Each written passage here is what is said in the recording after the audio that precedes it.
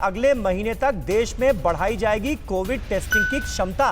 देश में अगले महीने तक रोजाना होंगे 45 लाख टेस्ट, ये आईसीएमआर की तरफ से कहा गया है। कोरोना के रैपिड एंटीजन टेस्ट पर भी जोर दिया जा रहा है। रूरल और फील्ड एरिया में जल्दी और ज्यादा टेस्टिंग पर फोकस किया गया है।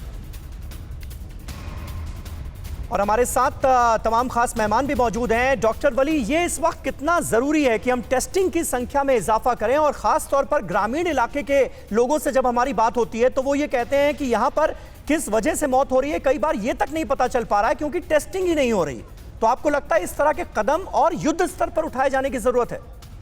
बिल्कुल जरूरी है, इसमें कोई दो राय नहीं है। टेस्टिंग सबसे बड़ा मापदंड है इस बात का कि हम सही रिपोर्टिंग कर रहे हैं। दूसरे टेस्टिंग से सबसे बड़ा फायदा ये है कि जो अनजाने में पेशेंट जुकाम बुखार के गांव में पड़े हुए हैं, उनकी मौत हो रही है, उनकी सही डायग्नोसिस होकर उनको हम शहरों में लाएं या वहीं पे ट्रीट करें। तीसरा ये है कि टेस्टिंग इसका ये साधन है कि हम सही डाटा हम अपना उन लोगों को दें जो इस पे रिसर्च कर रहे हैं, जो जीनोमिक रिसर्च कर रहे हैं। उनकी भी ये डिमांड थी, अगर आपको याद होगा पिछले दिनों बहुत स्ट्रॉन्ग डिमांड थी कि उनको एक सही डाटा का सेट दिया जाए ताकि वो जीनोमिक रिसर्च करें। तो ये सब चीजें मुद्दे जो है ये इस बात पे डिपेंड करते हैं कि हमारा स्टाफ कितने तनदेही से कितने दिल से जाके वहाँ टेस्टिंग करता है और करेक्ट रिपोर्टिंग होती है। और हमें गाँवों में एक नई शक्ल उभर के आएगी, इस बात का एहसास है।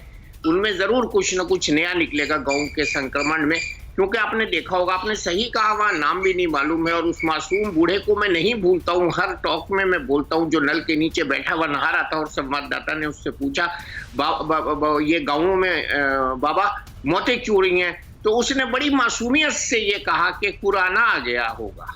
कुराना मतलब उन्हें अभी नाम भी नहीं पता है कोरोना वायरस। तो ये इतने सीधे सच्चे लोग जो हमारे गांव, जो हमारे लिए गेहूं उगा रहे हैं, कल को अगर ये नहीं रहे तो गेहूं कौन उगाएगा।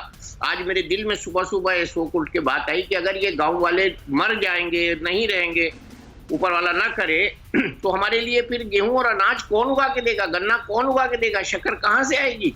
तो इनकी सुरक्षा करना, इनकी सिक्योरिटी करना, अलावा मेडिकल के ट्रीटमेंट के अलावा इनकी सिक्योरिटी भी करना है, इनको सुरक्षित रखना है, इनके संसाधनों को हमको देखना है। जैसे आपने कहा, जिसके पास दवा नहीं है उसको दवा देना है, बिल्कुल जिसके पास खाना भी देना पड़ेगा अभी, और ऐसा वक्त आने वाला है।